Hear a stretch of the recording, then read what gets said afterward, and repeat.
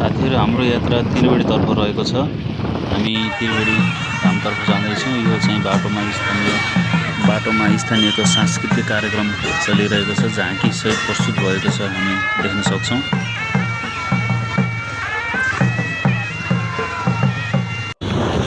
हाम्रो यात्रा अहिले बोर्डरमा रहेको छ र पारी इन्डिया वारी नेपाल ठ्याक्कै बोर्डरमा छौँ हामी वारीपट्टि। यहाँबाट हामी उत्तरतर्फ धामतर्फ लाग्नेछौँ, त्रिवेणी धाम उत्तरतर्फ। यो गण्डक नहर हो, नेपाल भारतको सन्धि सम्झौता अन्तर्गत निर्माण भएको गण्डक नहर हो। यो अहिले एकछिनपछि विस्तृत रूपमा हामीले हजुरहरूलाई देखाउनेछौँ। यो गण्डक नहर हाम्रो यात्रा धामतिर भइरहेको छ। यो देखिएको सप्तगण्डकी अर्थात् नारायणी नदी।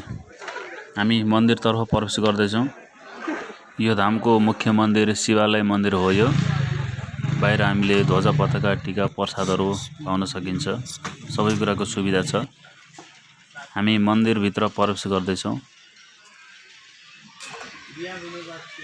यो धाममा विभिन्न अवसरहरूमा मेला लाग्ने गर्दछ। होली, बुद्ध जयन्ती, छठ, रामनवमी र विशेष माघे सङ्क्रान्तिमा यहाँ मेला लाग्ने गर्दछ। माघे सङ्क्रान्तिमा अत्याधिक भिडभाड हुन्छ यहाँ। यो यस क्षेत्रकै धार्मिक केन्द्र हो।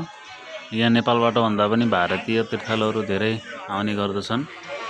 धेरै भिडभाड हुने गर्दछ यो क्षेत्रमा। यसलाई नेपालको हरिद्वार भनेर पनि चिन्ने गरिन्छ। सप्तगण्डकी अर्थात् नारायणी नदी। यसको मुख्य सहायक नदी भनेको कालीगण्डकी हो। मुक्तिनाथको पानी, शालिग्रामको पानी भएको कारणले पनि यसको विशेष महत्त्व रहेको छ। यो मन्दिरको, यो धामको। यो क्षेत्रकै प्रमुख घाट पनि हो। हिन्दू धर्मावलम्बीको यो प्रमुख घाट पनि हो। हामीले यहाँ डुङ्गाहरू देख्न सक्छौँ, नेपालको झन्डा देख्न सक्छौँ। डुङ्गा सवार गर्न पनि पाउँछौँ हामीले यहाँ।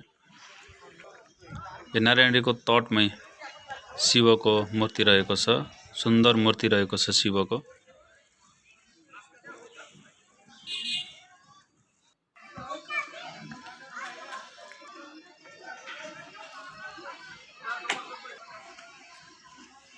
विशेष गरी भारतीय पर्यटकहरू यहाँ आउने गर्दछन्। नेपालीहरूभन्दा धेरै भारतीयहरू हामीले यहाँ देख्न सक्छौँ।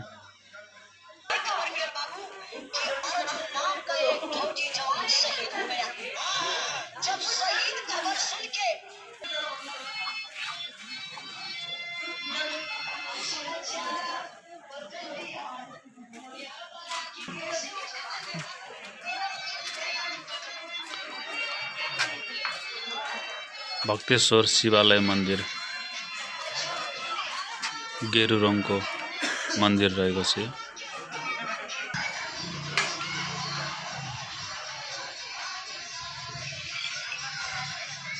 यो त्रिवेणी धाम विनय त्रिवेणी गाउँपालिका अन्तर्गत नयाँ सङ्घीय संरचना अनुसार गण्डकी प्रदेश, नवलपुर जिल्ला, पूर्वी नवलपुर गण्डकी प्रदेशमा पर्दछ। यो बाहिर स्थानीय समुदायको झाँकी नाच प्रस्तुत हुने क्रममा छ। यो नेवार समुदायको ड्रेस हो। यो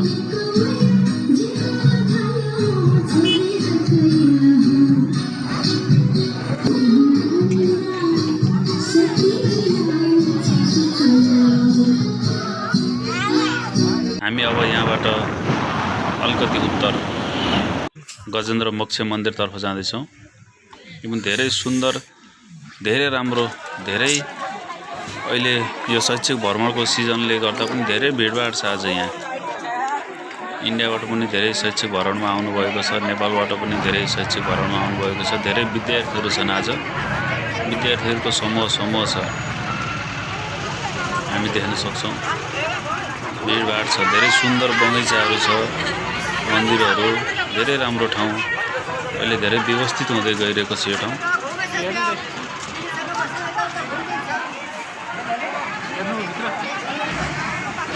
यो सिसमहल हो, भित्र सिसाको घर छ।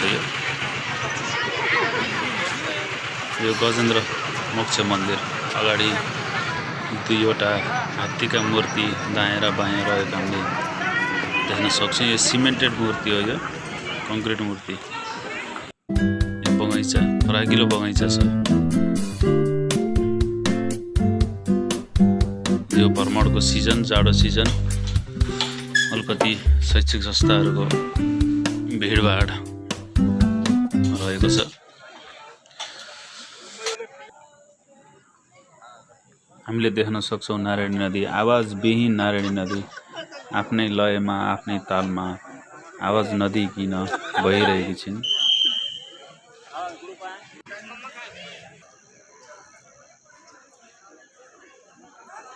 धेरै रमाइलो छ, धेरै व्यवस्थित भइरहेको छ अहिले यो गण्डकी नारायण मन्दिर धर्मशाला।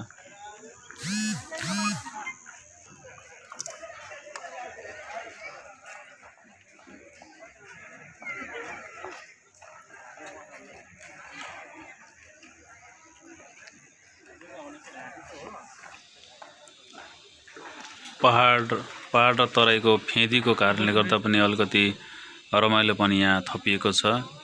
निलो नदी पारी हरियो जङ्गल पहाड रहेको छ।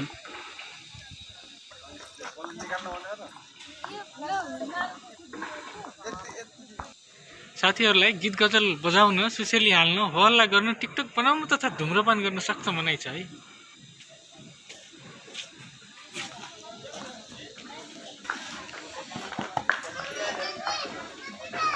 यो ठाउँको पारी वाल्मिकी आश्रम पनि रहेको छ। अहिले अलिकति टाइम लाग्नेको कारणले गर्दाखेरि हामी अहिले देखाउन असमर्थ छौँ र पछि अवश्य देखाउनेछौँ अर्को भागमा। अलिकति समय लाग्दछ वाल्मिकी आश्रम जानलाई। यहाँ रामायणसँग पनि सम्बन्धित रहेको छ यो तीनवेडी धाम। निकै सुन्दर छ नदी। यो विद्यार्थीहरूको भिड हो, भारतीय विद्यार्थीहरू नेपाल घुम्न आएको।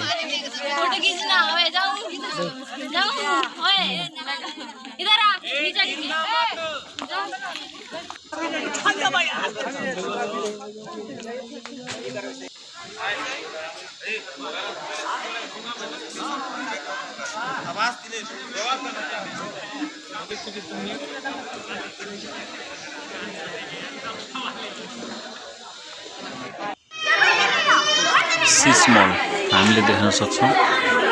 बाहिरबाट सानो घर जस्तो देखिन्छ, तर भित्र चारैतिर सिसा लगाएको कारणले गर्दाखेरि अलिकति फराकिलो देखिन्छ। भित्र मान्छेहरूको आकृति वारिपारि देखिन्छ। ऐना लगाएको कारणले गर्दाखेरि ठुलो देखिन्छ। यो राधाकृष्णको मूर्ति भित्र रहेको छ। निकै सुन्दर छ भित्र, निकै सुन्दर आकर्षक छ भित्र।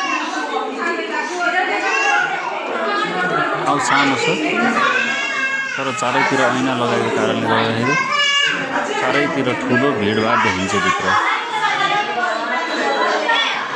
धेरै सुन्दर, धेरै राम्रो छ।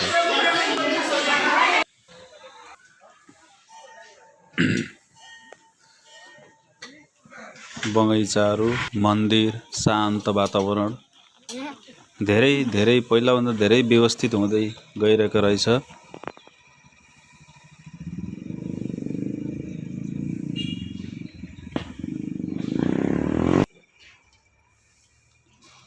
शान्त नारायणी नदी। हामी फर्किने क्रममा छौँ र हामी अब हजुरहरूलाई गण्डक बाँधतर्फ लैजाँदैछौँ। यो गण्डक नहर हो। नेपाल भारतको सन्धि अनुसार 2016 सालमा बीपी कोइरालाको पालामा यो सन्धि भएको पाइन्छ। यो अलिकति असमान जस्तो छ यो सन्धि नेपालको लागि।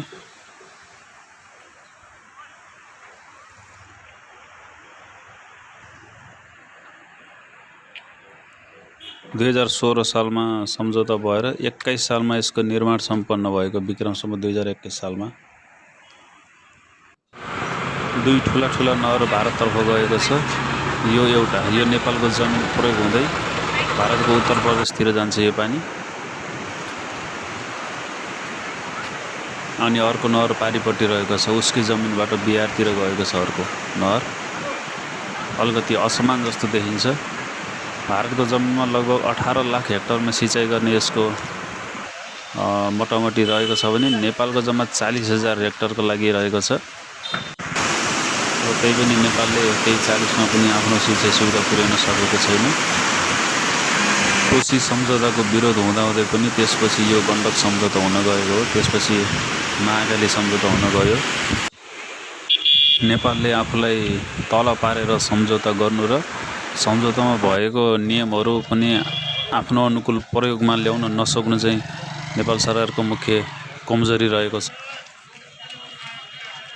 यहाँ हामी देख्न सक्छौँ यो नहर इन्डियाले आफ्नै जमिनबाट बिहारतर्फ लगेको नहर हो। यो सन्धि अलिकति असमान भएको कारणले नेपालमा समस्या उत्पन्न भएको छ। हिउँदमा त झन् नेपालमा अलिकति पनि पानी छिर्न पाउँदैन। 2वटा नहरबाट इन्डियातिर नेपालको पानी जति 2टा नहरमा इन्डियातिर जाने गर्दछ। तत्कालीन राजा महेन्द्र र भारतीय प्रधानमन्त्री जवाहरलाल नेहरूले गरेको शिलान्यास यहाँ देखाइएको छ र यो भारतीय साइडमा छ यो पारिपट्टि। नेपाली नेतृत्वले गल्ती गर्नु र नेपाली जनताले सहनु, नेपाली जनताले दुःख पाउनु, यो पुरानो रोग अहिलेसम्म पनि हटेको देखिँदैन। नेपाली जनताले यस्तै गरी दुःख पाइरहेको छ। 3वटा ठुला सम्झौता भयो, कोशी सम्झौता भयो, गण्डक सम्झौता भयो, महाकाली सम्झौता भयो, तर त्यो सम्झौता अनुसार कार्यान्वयन नहुँदा र नेपालले आफ्नो लागि त्यो सन्धि आफ्नो लागि अनुकूल प्रयोगमा ल्याउन नसक्दाखेरि नेपालीहरू धेरै दुःख पाइरहेको अवस्था अहिले देख्न सकिन्छ।